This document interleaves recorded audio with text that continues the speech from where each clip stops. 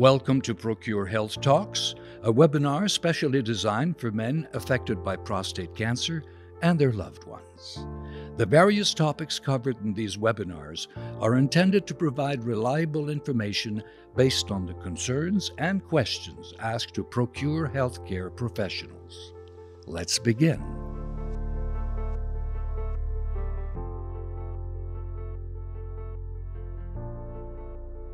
Hello, everyone. It's a pleasure to be here with you today to talk to you about treatments for advanced prostate cancer. My name is Nawar Hanna. I'm a urologist oncologist at Maisonneuve-Rosemont Hospital and at the CIU SSS de l'Est de l'Île de Montréal. Once again, I'm happy to be here for this PROCURE Health Talk to give information to our patients on the various stages of prostate cancer and the strategies for treating it. Today, we're going to talk specifically about treatments for advanced prostate cancer.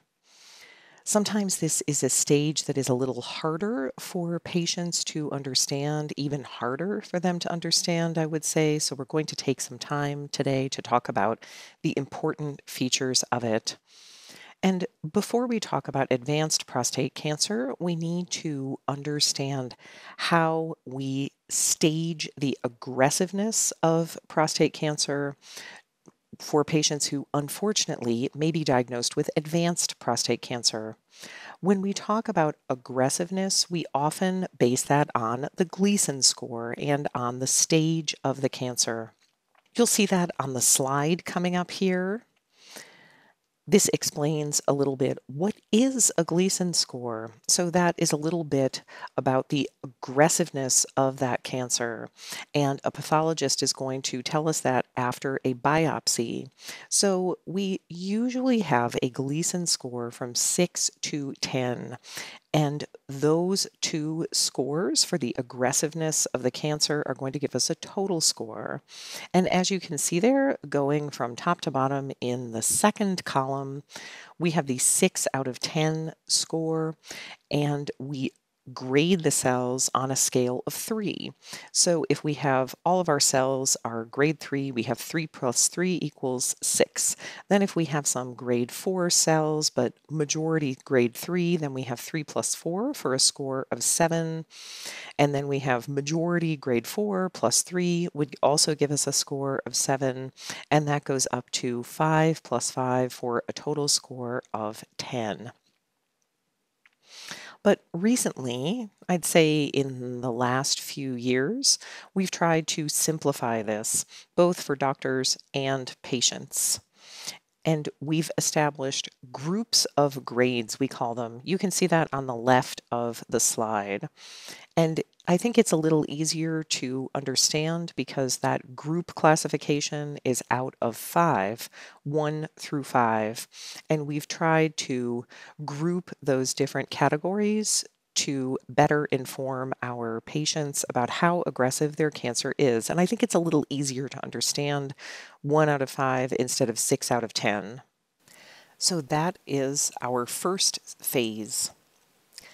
Then we look at determining whether the cancer has spread throughout the body, and we may use additional diagnostic tools there, different radiology tools. And so we might do an abdominal pelvic scan that is going to look for the presence of metastases in the nerve tissue or the lymph nodes. Sometimes, unfortunately, we find metastases in different organs, including the liver. And so we might do a nuclear medicine bone scan that will show us whether there are lesions in the bones. We might look at all of the bones in the body from head to toe, at least head to the knees, that will look for bone metastases. And in the last few years, we have also used magnetic resonance imaging quite a bit to look for whether the cancer that might have been localized in the prostate is getting out of the prostate and going into, for example, nearby glands or different tissues. Then we look at staging. Sometimes we're going to do a rectal examination of our patient. Can we feel the cancer there? Can we feel it? Does it cover part of the prostate, all of the prostate, or has it started going outside the prostate? You can see on this table, if we can't really feel it with a digital rectal examination, then that is usually stage 1. And we're probably going to go ahead just with a biopsy. Sometimes we can feel it, but we can look at stage T1A or T2A, T2B, etc. As I was just saying, we can do a magnetic resonance imaging to see whether we have lesions outside the prostate. And then we're looking at maybe stage 3, as you saw on that slide. And then if we see metastases or spread into the nerves, then we're probably going to be looking at an abdominal pelvic scan. When we are looking at this type of advanced cancer, we're going to talk to the patient and try to classify that cancer to give better information to our patients and help them choose a treatment path. Often when we have localized prostate cancer, meaning that there is no metastases or a low risk of metastasis, we're going to call that a low risk cancer. We have low, medium, and high, and those can often be cured. We're often going to do more localized treatment when we talk about surgery, radiotherapy, but unfortunately, when the cancer has already spread to the nerve tissue, the lungs, bones, other organs, we have a different conversation because we're not talking anymore about curing that cancer. We're talking about controlling it, hopefully for a number of years. And so when we talk about stages, that would be stage 4, unfortunately. So what are the treatment options there? As I said, when we're often going to look at the risk level of the cancer. When we have a low risk prostate cancer, often, or the majority of patients, we are just going to do a biopsy and a localized treatment, and those patients will usually survive. But when we're talking about medium risk, the majority of those patients, if they have a life expectancy beyond 10 to 15 years, we're going to recommend them to be treated, and we're going to look to cure that cancer. We're not going to talk about the details of that, but often we are going to do surgery, either robotic, laparoscopic, or open abdomen surgery, or we might do external radiation therapy with some Curie therapy or hormone therapy. When we're talking about medium or intermediate risk, sometimes we're going to try to categorize that as favorable or unfavorable. And if we have medium or intermediate risk, which would be or high risk cancer, we're going to also look to cure that cancer, but sometimes with the same treatment options, either surgery or radiation therapy. And we're often going to have a longer radiation therapy period that might even go from 1.5 years to 3 years. And we're going to combine hormone therapy and radiation therapy.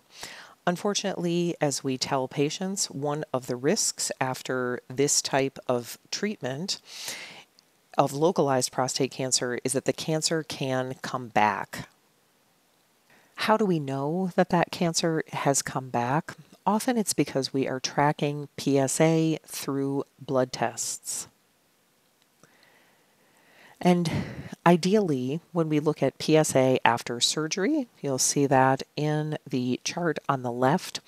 Once the prostate has been removed, that patient's prostate PSA level should fall to 0 and stay there for the rest of their lives.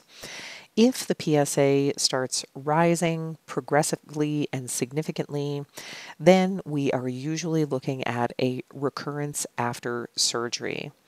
If the PSA rises very slightly, we're talking about a maybe 0.2. That's pretty low when we look at it compared to the values they had before treatment in most patients. Then that too could be a recurrence after surgery. We're going to talk about the details of how we treat that. And if you look at the graphic on the right for radiation therapy, after radiation therapy, the patient's PSA will usually fall, sometimes to zero, but sometimes not to zero, but what we call a nadir, the lowest level that a patient is going to have. And if that starts rising slowly, but it gets to a new plateau, which is the nadir plus 2, then we're also usually talking about a recurrence after surgery. And those definitions are a little different, but in the big picture, what you need to understand is that after treatment, if the PSA starts rising, then we're looking at what we call a biochemical recurrence. That's very worrisome to some patients to have a recurrence. But we also need to understand that with prostate cancer, biochemical recurrence isn't necessarily catastrophic.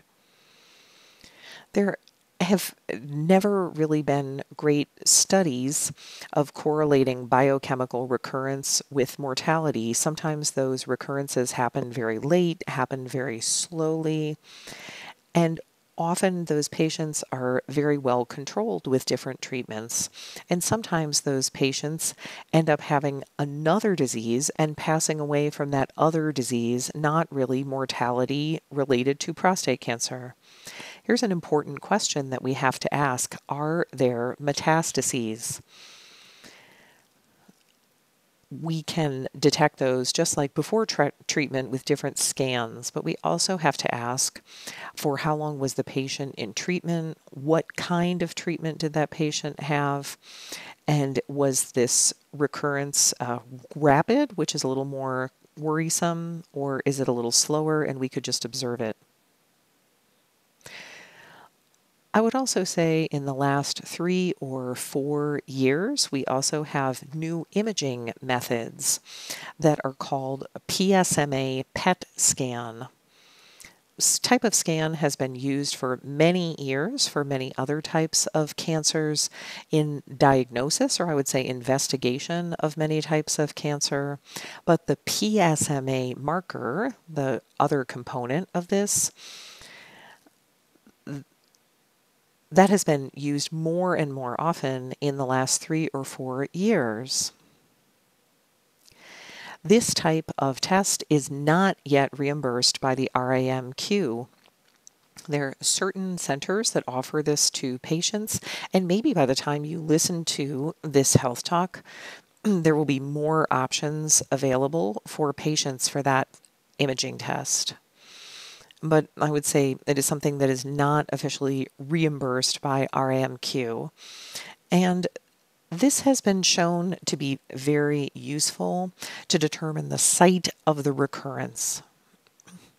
So many times we have patients who have a biochemical recurrence, their PSA starts rising, but the imaging methods that we use, for example, bone scans, abdominopelvic scans, are not sensitive enough to find those small recurrences, especially if the PSA is 0.3, 0.4. But the PSMA PET scan with a very low PSA level can show us, oh, there's a tiny lymph node that seems like it is lighting up on that scan. And so sometimes that can influence the type of treatment that we're going to suggest to that patient. It can be very useful in that situation. But the thing that's hard to explain to patients is this.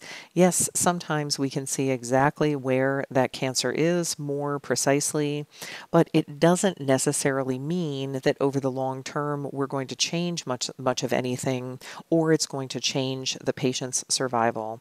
We know where it is, but maybe the treatment is going to be the same, and maybe their long-term survival isn't really going to change. So right now, knowing whether we should do that or not, is it going to change patient survival? We don't have enough data to know that. So, what are the treatment options for a recurrence? As I said before, sometimes those recurrences are so delayed or so slow that we're just going to observe it. The patient is older, they may have other comorbidities, and we may just monitor it. But sometimes that can be anxiety provoking for patients. What does this mean? I have a recurrence and you're not doing anything. But sometimes the treatment can be worse than the recurrence itself. And so we feel that we are better off just monitoring it.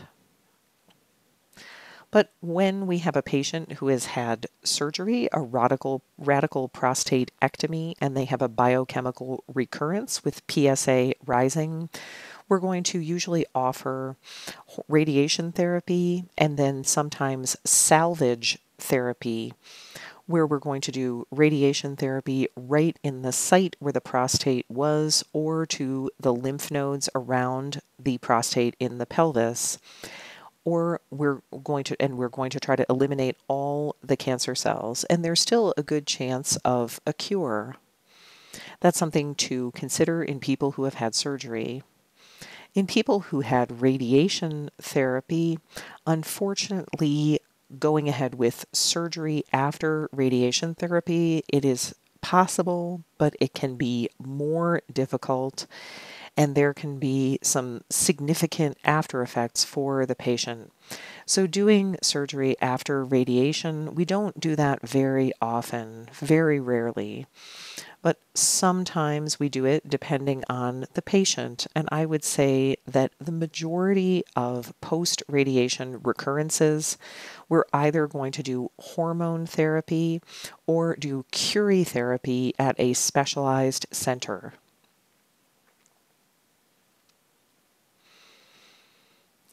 When we talk about advanced cancer treatment, unfortunately, some patients may present with a progressive recurrence, some type of recurrence, and then we're at stage 4, a cancer that has spread.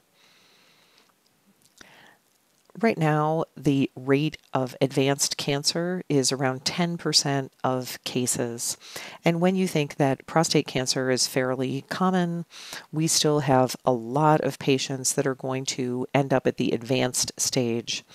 As I was saying, unfortunately, people who have advanced cancer that has already spread, the goal of the treatment, unfortunately, we are not looking at a cure, but we're talking about controlling that cancer. And fortunately, with the treatments you can see on the slide, we can often control that cancer for many, many years, and the patient will still have a good quality of life. There is hope for advanced cancer prostate patients. And you can see those treatments, they are usually based on hormone therapy and what we call standard hormone therapy. We'll talk about that a little later, but there is also new generation hormone therapy, new forms of treatment that have been available for about 10 years in the form of a pill that patients generally tolerate quite well. Sometimes standard hormone therapy will be combined with chemotherapy, and that is relatively well tolerated by patients too. Sometimes, despite the spread of the cancer, we recommend radiation therapy on the prostate. And sometimes, or even often, that is at a lower dose than when we're treating the initial prostate cancer. And the goal is to control that cancer. And that is often combined with other forms of treatment, even minor surgery that we can do to relieve, for example, urinary symptoms. We can do radiation therapy on the bone metastases. And you'll see in the slide as well that we have new nuclear medicine treatments that are very promising. And those allow us to target the tumors that are at various points in the body and very precisely. And we also have clinical trials at a number of medical centers in Quebec where patients can enroll in those clinical trials. and we often have new drugs that are being tested. Now let's talk about hormone therapy. So hormone therapy is an effective treatment first to boost the effects of a treatment like radiation therapy. As I just said, in people with advanced cancer, we often combine hormone therapy and radiation therapy to boost the effect of that local radiation therapy. Here's what hormone therapy does. It decreases the patient's testosterone level. It's a form of castration. Why do we do that? Because the prostate cancer cells are fed by testosterone. So when we decrease that testosterone level, we cut off that food supply and we take that cancer into a calmer state, kind of put it to sleep. And it also helps us treat the cancer cells that remain after treatment. When we're treating advanced or recurrent prostate cancer after surgery or radiation therapy, when we decrease that testosterone level, it allows us to treat those cancer cells everywhere in the body. There are different types of hormone therapy. The vast majority of the time, these are injectable treatments. There is a new form of oral hormone therapy, a pill, but it's not yet available in Canada. But we're hopeful that in the next few years it will be available. But in general, these are injections like a vaccination, a subcutaneous injection, and often it's 3, 4, or 6 months. We also have monthly injections, and sometimes we even have implants. But really the goal is to stop the production of testosterone. Sometimes we combine those injections. We're also going to have pills that block the effects of testosterone. And sometimes, rarely, but sometimes instead of injections or pills, we'll do surgery, and that is called an orchidectomy. That is castration surgery where we remove the patient's testicles. And since the testicles are the main source of testosterone, that means that we're going to have the same effect with this surgical castration. When a patient is undergoing hormone therapy, just like after the initial treatment, we're going to track that patient's PSA to see how the patient is responding to the treatment. And we're also going to track the testosterone to make sure that the castration is effective. Sometimes we are going to see patients under hormone therapy that have testosterone near 0. Unfortunately, when we look at this type of prostate cancer treatment, there may come a day when the cancer is going to continue progressing despite hormone therapy. How do we know that? The earliest warning sign is often a rise in the PSA with low testosterone. So that means now we're in a new phase where we need new forms of treatment. And when we are in that phase, it's important to redo our imaging to see what is happening with this cancer. Are there more metastases? Did the metastases grow? Or we don't really see any changes. It's just that the PSA is rising. So we're going to do some new imaging there. Sometimes in combination with hormone therapy, when we have stage 4 cancer or a recurrent cancer that is growing, we're going to use what we call new generation hormone therapy. There are many drugs that are approved in Quebec right now. You can see them on the slide: enzalutamide, abiraterone, apalutamide, and darolutamide. These are treatments. We're not going to go into the details of how they work, but they boost the effects and give some more depth or more intensity to the hormone therapy. We're also going to see that the patients generally don't have more side effects compared to hormone therapy, but all of those drugs may have their own side effects, and you'll have to talk about that with your urologist or the doctor who prescribes them. But as I said at the beginning of the presentation, patients generally tolerate those quite well. Even our older patients who have a pretty good quality of life, who often continue to have a quality of life similar to traditional hormone therapy. As I said, the use of these is going to depend on a few factors. The intensity of the disease when it's diagnosed. If we have a cancer that is very serious, that is high volume, has spread, a cancer that recurs quickly, there are already metastases upon recurrence. Is it a cancer that is going to recur despite hormone therapy?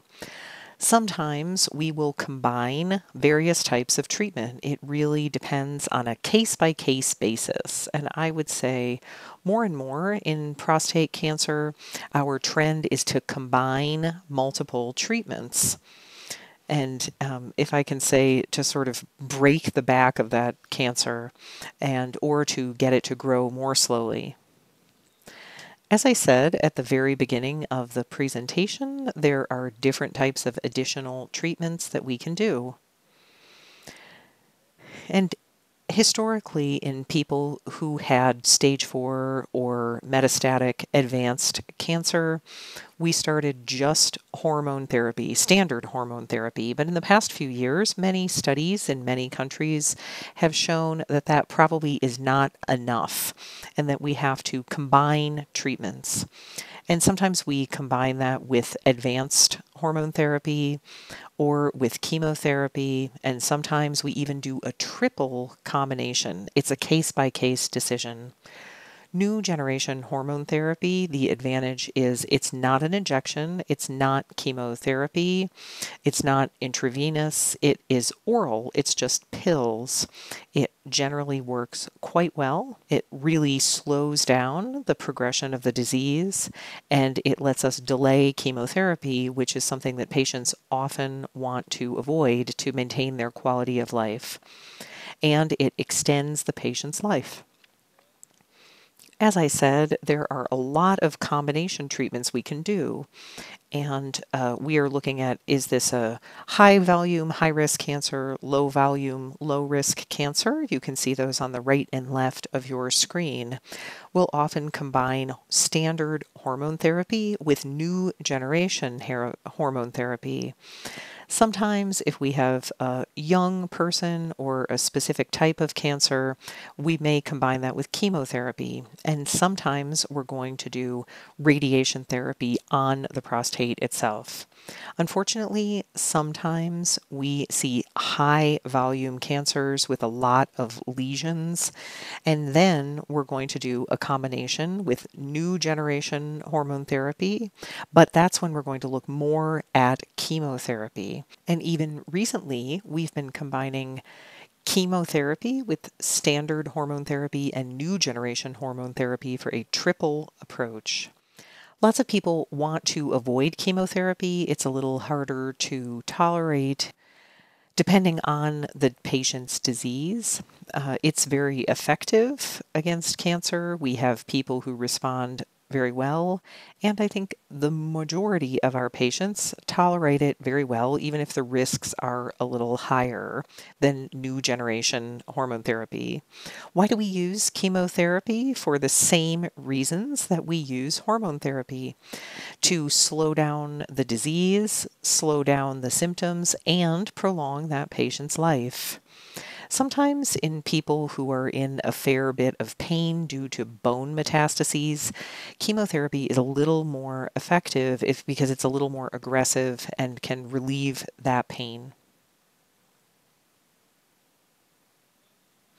In terms of chemotherapy, we have two types that we use most frequently and that have shown to be effective against prostate cancer. We have docetaxel or cabazitaxel. These are treatments that are very similar. The side effects are pretty similar. And often the frontline drug would be docetaxel, and then we'd try cabazitaxel after that.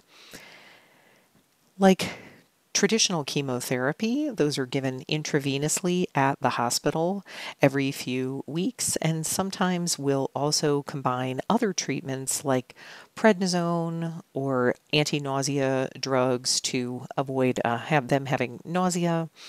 But we give that about every 3 weeks. So the patient has to come every 3 weeks for that treatment, and they also have to come for appointments between treatments to see how they're tolerating it. So it's a lot of appointments. The disadvantages of chemotherapy, I talked about those a little bit. There are a fair number of side effects: nausea, vomiting, diarrhea. People are pretty tired, pretty fatigued in the few days that follow the treatment, and then people feel better during the week after and 2 weeks after. When you're having chemotherapy, you're more vulnerable to infection, and so you have to avoid being around people who might be carrying viruses, things like that, because you can have a bad reaction to that. And that can affect the sensitivity in your fingers, the quality of your fingernails, and other side effects that you can have. Now let's talk about bone metastases. Those are the most common in prostate cancer. Often patients say, but it's not prostate cancer, it's bone cancer, but it's prostate cancer cells that attach to the bones, and we call those metastases. And to treat bone metastases, we often give medications that are often given to patients who have osteoporosis, who have decreased bone density, and we do that so that people can maintain good bone health, because we know that unfortunately people who have bone metastases are at higher risk for bone fractures. They might have bone metastases that are going to compromise nerves in their spine. And we also know that unfortunately long-term hormone therapy can affect bone health as well. So we really want our patients to have good bone health. And with all of those medications that I have mentioned, we're also going to add zoledronic acid and denosumab, and those are used to treat bone health. Those are either pills or injections, like a vaccine, like hormone therapy, and the advantages are they slow down those complications, fractures, pain, and maintain the patient's quality of life. Sometimes, despite all those treatments, patients have painful complications like bone metastases, metastasis that causes them pain in their spine, vertebrae, rib. And so then we may call on our radiation oncology colleagues to do a very targeted radiation treatment on that metastasis. And these are going to be very well tolerated by most patients because it's very quick, sometimes one treatment or maximum of around 5. So it's not a long-term thing, and it's pretty effective. The patients often get a lot of relief from those treatments, and we can do that again if they have metastases elsewhere. There's another type of treatment that's approved for advanced prostate cancer, and we'll use that on specific types of tumors, and that is called radium-223. This is a treatment that is very interesting. It's injected into a vein, and it's done in the hospital, and that medication is going to be activated in nuclear medicine, and once it is activated, it goes and binds to those metastases, and it really treats the metastases in a really targeted way. It's not really radiation therapy. It's injected into a vein, and then it goes and just binds to those metastases. It is a medication just for bones. We are not really going to use that for cancer elsewhere in the body, for example, liver, lymph nodes. We use that only for patients who have only bone metastases, or that's what we think. It's been shown to reduce complications and prolong the patient's life, so it's one option for advanced cancer. For the past few years, it's been very important for advanced cancer patients to have genetic testing. Why do we do that? Well, it's for a lot of reasons. First of all, it's important to know for the patient's family, especially in people who may have significant family history. When we talk about significant family history, we mean people who have many family members who have been diagnosed with prostate cancer, or people who were diagnosed earlier, younger. And we also want to look for family members who might have breast, ovary, or pancreatic cancer. And we look for multiple people in our immediate family who have those types of cancer or who were diagnosed at a young age, because that allows us to maybe say there's a genetic component to this disease. There are people who are of Ashkenazi Jewish origin who have higher rates of genetic mutations. And also we have people who know that they have genes that lead to prostate cancer, so that's important too. Then things have changed a lot in the past few years when we see people who come to us and have stage 4 at diagnosis. We're going to do genetic testing to see that there is no genetic mutation. Now, the ultimate goal of this genetic testing is that in the past few years, we have a new treatment option that has been approved for advanced prostate cancer. It's a pill treatment, and it's called olaparib, and that is a medication that is going to affect the PARP inhibitors. I won't go into the details, but this has been shown effective in people who have certain specific genetic mutations. We have to remember that specific genetic mutations can be either familial, we inherit them, or they can be in our cancer tissue. That's why sometimes it's important to test the cancer tissue. And sometimes the actual cancer tissue can develop genetic mutations. And if we have those genetic mutations that are identified by tests, then the patient might be eligible for this treatment, and it has been shown effective to prolong the patient's life. Unfortunately, right now it's a minority of patients who have that genetic mutation. Certain studies say 10 to 20% of patients will be eligible for that. But the better these established treatments are, it's important to do genetic testing, and for the majority of patients with advanced prostate cancer.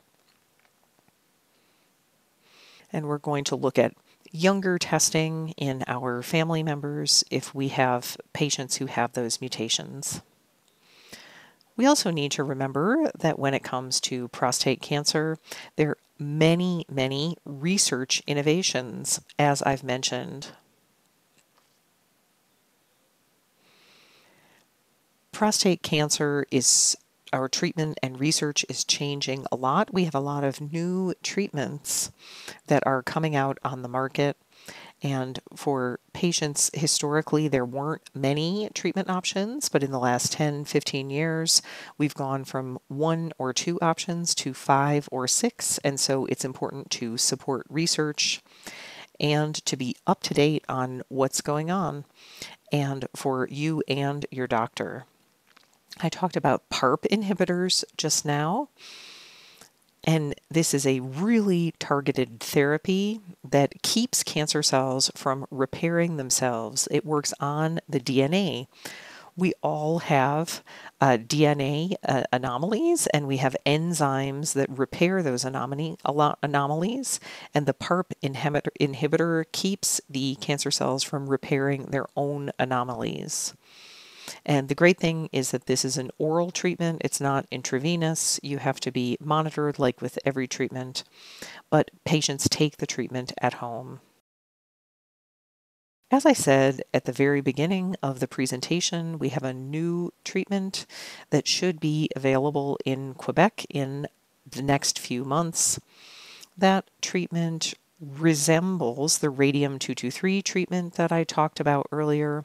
It's called a radiopharmaceutical, and it is an intravenous treatment as well. This medication goes and binds to the PSMA. That's like the PSMA PET scan we talked about earlier. And this is a medication that is going to bind to PSMA wherever it is in the body. It's very promising. It really allows us to go attack the cancer cells in a very targeted way. It doesn't attack any other cells in general. And this is an option to treat advanced prostate cancer. As I said, it can reduce the symptoms of the disease, and it can control the disease very well.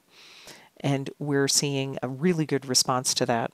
It's a treatment that has to be repeated, kind of like any treatment, like chemotherapy. It's not just one treatment. The treatments have to be spaced out over a few weeks, and usually it's 4 to 6 treatments. And those treatments are generally very well tolerated by the patient because it targets just cancer cells.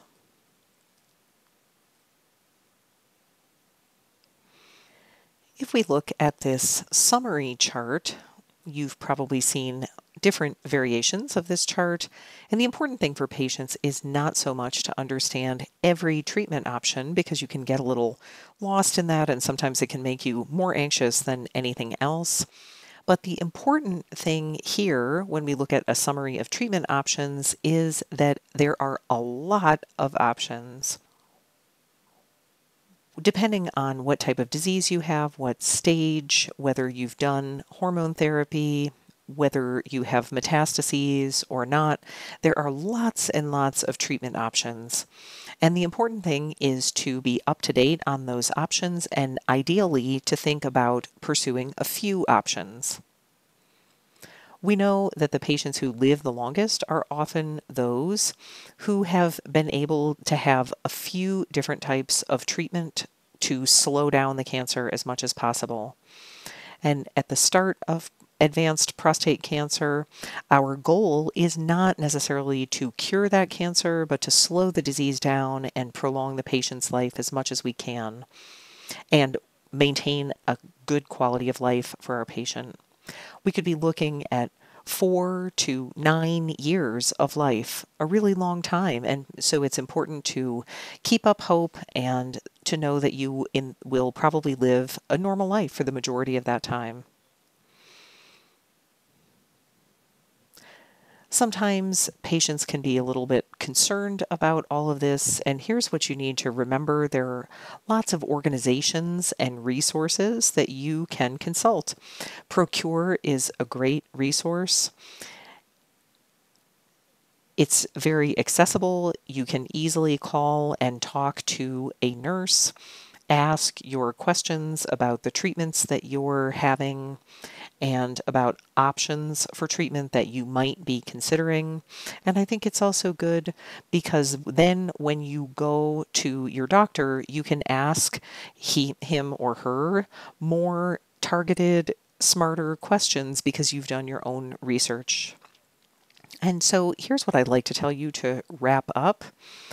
When we're talking about advanced prostate cancer, what I'd like you to remember is there's been a lot of progress in recent years, and I know that in the upcoming years there will be even more progress. The standard treatments have gotten better and better. We're minimizing side effects, and the treatments are more and more effective. And so our patients and their families should be optimistic about what's out there. So thank you so much for listening to my presentation, and I hope I answered most of your questions.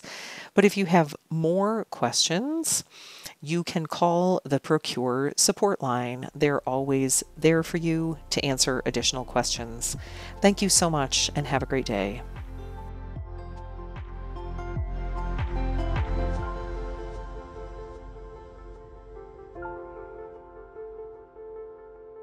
We warmly thank our experts and our partners for making this webinar possible. To find out more about the tools and resources available to you, or to make a donation, visit procure.ca. Thank you for your support.